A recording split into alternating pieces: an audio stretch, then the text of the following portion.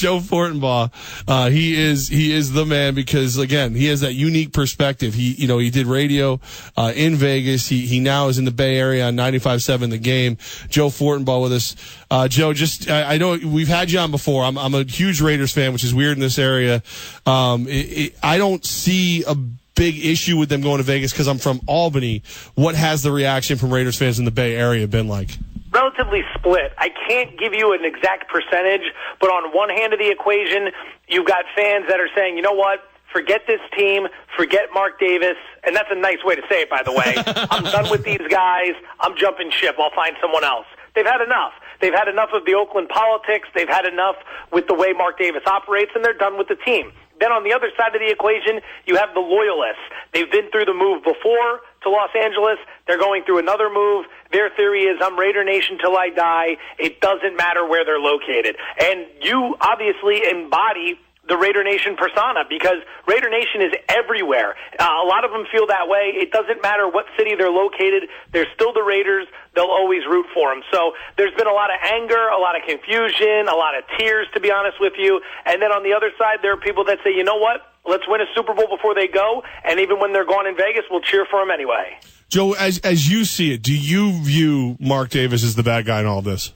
No, I can't. I think this is a situation where everybody wanted something and nobody was willing to give up anything in return. You know, Mark wanted a new stadium. He looks around at all these other owners and he sees them get public money for their stadiums, and he wants a new stadium. And he's wanted a new stadium for a while. And Oakland, just like the rest of California, has said, we're done with this. We're not paying for billionaire stadiums anymore. You pay for your own. It's expensive as all hell to live in the Bay Area. State tax in California is insane. People don't want to chip in for this anymore. So Mark was upset. He was also extremely upset, and this was the straw that broke the camel's back, when they lost the Los Angeles deal a little over a year ago, and when he came back to the table, Oakland and the politicians tried to bend him over the barrel. They took the rent at the Coliseum from $900,000 a year up to about $3 million. And he realized they're just taking advantage of the situation, and that's when he decided he was officially done with Oakland. So on his side of the equation, I get it. You want a new stadium. Forget about the fact that you go from a top 5 market to market 40. You just want a new stadium. You want to feel the love. On the other side of the equation, I can't really blame the politicians. You're not going to give up taxpayer money to fund a stadium. I respect that position. That's the position I've long held. The NFL, they make enough money to go ahead and pay for new stadiums. They don't need your money, but they're taking it. And rest assured, that's the message that the league office sent from Phoenix yesterday afternoon. They are telling you flat out, if you want a new stadium, you're paying for it or we're moving the team. You guys are not far from Buffalo. That stadium's 40 years old. Same thing in New Orleans. You've got a bunch of stadiums like Tampa and Tennessee. You go around the league, Jacksonville, Carolina, all 20 years of age, getting there or past it. Baltimore's there too. At some point, those fans, those teams are going to want new stadiums, and if the taxpayers don't shell out, the league is going to point to Las Vegas and say, you know what? You don't want to pay for it? Fine. Anyone willing to pony up the cash, you can buy your way into the NFL. San Antonio, Portland, you name it, the opportunities will be there. From the morning show on 95.7 The Game in the Bay Area, Joe Fortenbaugh right now, 104.5 The Team. So does that answer the question of what's changed involving the city of Las Vegas? This was a city, about a year and a half ago, where the NFL banned Tony Romo from having a fantasy football camp in Nevada, anything involving gambling, and now the NFL's taking a team to Las Vegas. It really speaks to the power of greed amongst the owners and amongst the league itself. Greed. You hear all these agenda points for Roger Goodell. Well, we'd like to go international. Well, we'd like to do this and that. But what's his number one talking point? He wants to get to $25 billion in revenue by 2025. You hear it all the time. That's all this was about.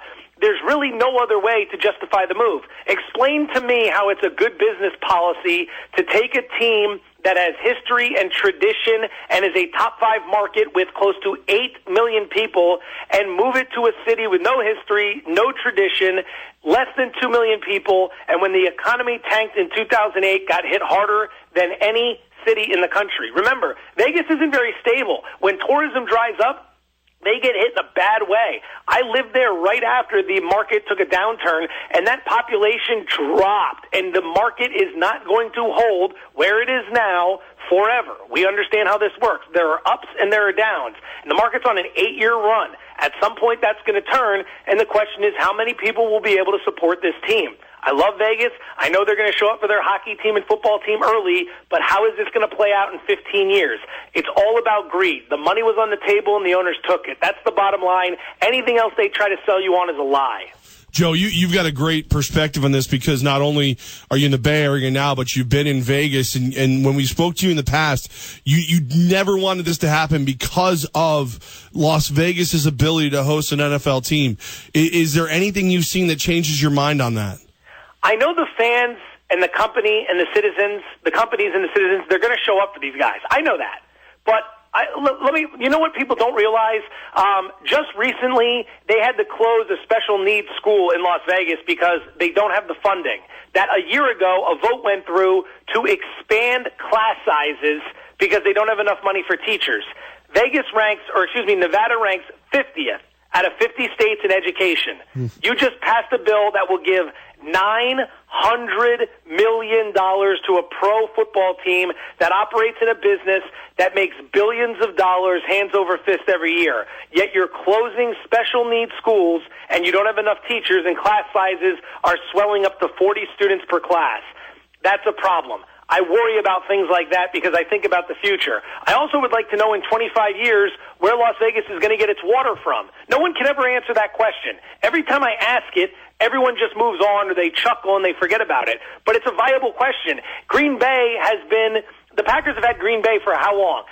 Same thing with the Bills in Buffalo, Cowboys in Dallas. If you want to be a long-term team, if you want to be like the Steelers in Pittsburgh, where are you going to get your water from in 20 years? You're not allowed to tap into Lake Mead anymore, so where's it going to come from? No one can answer these questions because they're blinded by cash and they're blinded by the NFL. And I get that. I understand that. But at somewhere down the road, there's going to be a problem, and all the people who are voting yes now won't be around to deal with the mess. Joe, I want to go back to the statement you made about stadiums getting older and older in the NFL. And I know here on upstate New York, I brought it up yesterday, that fans almost have to be worried about now this new precedent being set. Is this move to Las Vegas telling these NFL teams, look, if you don't step up, we don't care how long your team's been there, Buffalo or whoever else it may be, we're willing to move if people are going to give us money? Yes, that's exactly what this is. That's one of the reasons they voted yes. That's one of the reasons you have owners speaking on the condition of anonymity saying, I really didn't want to vote yes, but there wasn't a viable option in Oakland. Bullcrap. You could pay for it. You as a league could spend $1 billion and build a stadium, but you chose not to because you don't want to send a message that you can handle stadium infrastructure without taxpayer money. The first time that happens, that's going to set a horrible precedent. And all around the country, you're going to have cities saying, no more. So right now, the league wants to make it very clear. If you can pony up the cash, you can buy into this fraternity. It's the only way to justify moving from a top 5 established market to market number 40. Market number 40. And let me ask you this. How much are you hearing about that hockey team in Vegas today? Not a whole lot. If you're the owner of that team, you've got to be alarmed at how you thought you were going to be the big show in town, and before you even drop the puck for your first game, everybody's already moving on to Raider fever. Joe Fortenbaugh with us, 95.7 The Game in the Bay Area. Joe, before we let you go, you spoke to somebody that I'm dying to talk to. What was your conversation with LeVar Ball like? It is. I've been on air in San Francisco, the Bay Area, for just over 2 years now. That was a top 3 horrible interview. It was probably one of the worst, if not the worst interviews we have ever done. We were looking to have some fun. We were looking to keep it light. We know LeVar Ball likes to speak highly of his kids, and he likes to make bold proclamations. So we figured we'd have some fun.